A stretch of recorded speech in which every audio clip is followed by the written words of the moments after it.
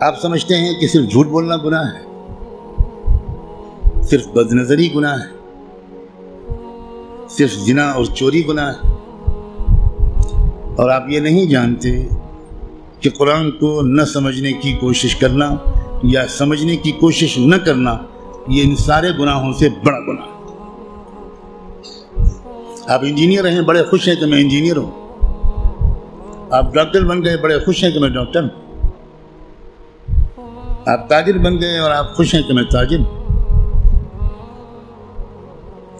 اور آپ کو اس کمی کا احساس تک نہیں ہے کہ میں کتنا بڑا محروم انسان ہوں کہ میں اللہ کے کلام کو جو صرف میرے لیے آیا تھا وہ میں سمجھنے کی کوئی کوشش ہی نہیں کی میں۔ مسلمانوں کی اکثریت، غالب اکثریت، وہ جو 5 وقت کی نماز پڑھتے ہیں وہ بھی، جو روزہ رکھتے ہیں وہ بھی، جو اپنے کو دیندار سمجھتے ہیں وہ بھی، جو کچھ دینی کام بھی کرتے ہیں وہ بھی، اس بڑے گناہ میں تقریباً سب شریک ہیں کہ وہ قرآن مجید کو سمجھنے کی کوئی کوشش نہیں کرتے اور قرآن مجید کو نہ سمجھنے کو گناہ نہیں سمجھتے یا سمجھنے کی کوشش نہ کرنے کو گناہ نہیں سمجھتے۔ تو آپ قرآن مجید کو سمجھنے کی کوشش فرض عین سمجھیں اور قرآن کو اب تک سمجھنے کی کوشش نہ کرنا یہ کبیرہ گناہوں سے بڑا گناہ سمجھیں۔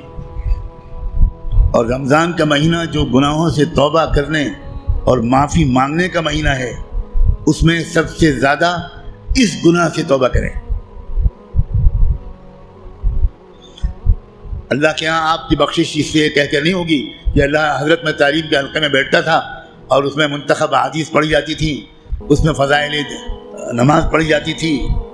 یہ منتخب احادیث اور فضائل نماز اس لیے پڑھی جاتی ہے تاکہ قرآن پڑھنے کا، سمجھنے کا شوق پیدا ہو۔ اور اگر کوئی کتاب قرآن مجید کے سمجھنے کی کوشش کے راستے میں ایک رکاوٹ بنتی ہے تو میں کہنے کی ہمت بھی نہیں کرتا، ضرورت بھی نہیں سمجھتا کہ وہ کتاب یا اس کتاب کو یہ درجہ دینے والا اللہ کے ہاں کدھر کھڑا کیا جائے گا۔ رسول اللہ یہ شکایت کریں گے قیامت کے دن، یہ سن لیجیے، یہ قرآن میں آیا ہے، اور شکایت کیا کریں گے؟ یہ نہیں کہیں گے کہ ان کی ٹوپی 4 کونوں کی نہیں ہوتی تھی، یہ شکایت نہیں کریں گے رسول اللہ مسلمانوں کی جن کی داڑھی چھوٹی تھی۔ رسول اللہ شکایت کیا کریں گے کہ اللہ یہ ہے میری قوم جس نے قرآن کو چھوڑ دیا تھا۔ آپ جس کی شفاعت کی دعائیں کر رہے ہیں وہی آپ کے خلاف اللہ کی عدالت میں مقدمہ دائر کرے گا۔ ہماری عورتیں 100% تقریباً قرآن مجید کو ٹھیک سے شاید پڑھ بھی نہیں پاتی، سمجھنا تو بہت دور کی بات ہے۔ ہم نے کبھی فکر ہی نہیں کی کیا ہو گیا، مجھے کچھ سمجھ میں نہیں آتا۔ قرآن صرف تلاوت کے لیے نہیں آیا ہے۔ اول تو کتنے لوگ سال بھر تلاوت کرتے ہیں وہ آپ خود جانتے ہیں، لیکن میں کہتا ہوں اگر آپ سال کے روزانہ تلاوت بھی کرتے ہیں تو ایک بہت نیک کام آپ ضرور کرتے ہیں، لیکن قرآن کا حق صرف تلاوت سے ادا نہیں ہوگا۔ آپ کے دوست کا خط آپ کے پاس آئے، آپ کی ماں اپنا خط لکھے، آپ دور کہیں رہتے اور ماں آپ کو خط بھیجے، آپ خالی اس خط کو روزانہ پڑھ لیا کریں گے بس؟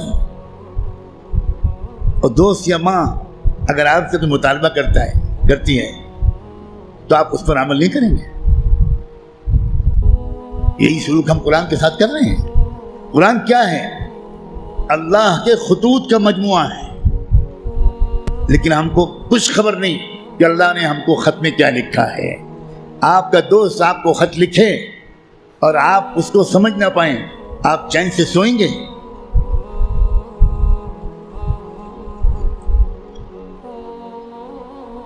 کسی کمپنی کا اشتہار آپ نے دیکھا، آپ نے اس کو اپنی درخواست بھیجی، وہاں سے جواب آیا، جواب ایسی زبان میں ہے جو آپ نہیں جانتے، آپ اس دن کھانا کھائیں گے اس خط کا مضمون سمجھنے سے پہلے؟ اب دوڑیں گے، بھاگیں گے، پتہ لگائیں گے کہ یہ فرانسیسی زبان میں خط ہے تو میرے شہر میں فرینچ زبان کون جانتا ہے؟ اور آپ اس کی خوشامد کریں گے کہ ذرا اس خط کو پڑھیے اور مجھے بتائیے کہ اس میں کیا لکھا ہے۔ 24 گھنٹے نہیں گزرنے دیں گے آپ، اس سے پہلے اس خط کو سمجھنے کی بھرپور کوشش کر لیں گے، اس کا جواب بھی لکھیں گے۔ لیکن قرآن ہے کہ 60 سال سے آپ کو پکار رہا ہے، اللہ کا خط ہے کہ 70 سال سے آپ کو آپ پاس آ رہا ہے، لیکن آپ نے ایسے کان بند کر رکھے ہیں، ہمیں کوئی دلچسپی نہیں اللہ کے خط سے، اللہ کہتے رہیں ہمیں کوئی دلچسپی نہیں، ہم بہت مشغول ہیں، ہمارے پاس فرصت نہیں ہے، ہم بڑے کامیاب تاجر ہیں، ہم اسٹوڈنٹ ہیں، ہم پروفیسر ہیں، ہم ڈاکٹر ہیں، ہم انجینئر ہیں، ہم پولیٹیکل ایکٹیوسٹ ہیں، ہم جرنلسٹ ہیں، ہم اخبار میں کام کرتے ہیں، ہم کہاں قرآن کا ترجمہ پڑھ پائیں گے؟ بھئی ہمارے پاس کہاں اتنا وقت ہے؟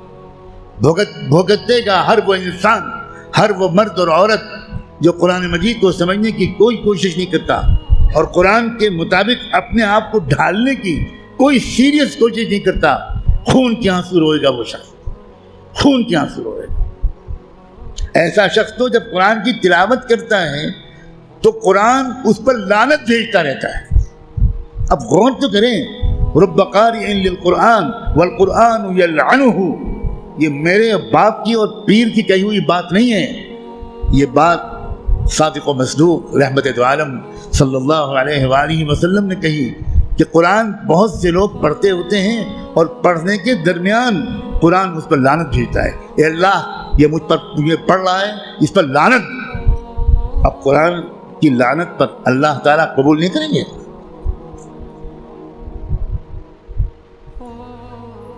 جو توہین قرآن کی ہم نے کی ہے، جو بے عزتی قرآن کی ہم نے کی ہے، اس کے حساب سے ابھی مسلمانوں کی اتنی پٹائی نہیں ہوئی جتنی ہونی چاہیے۔ آپ اتنی پٹائی پر پریشان ہیں، ابھی تو شروع ہوئی ہے پٹائی، پھر دیکھیے گا آئندہ کیا ہوگا۔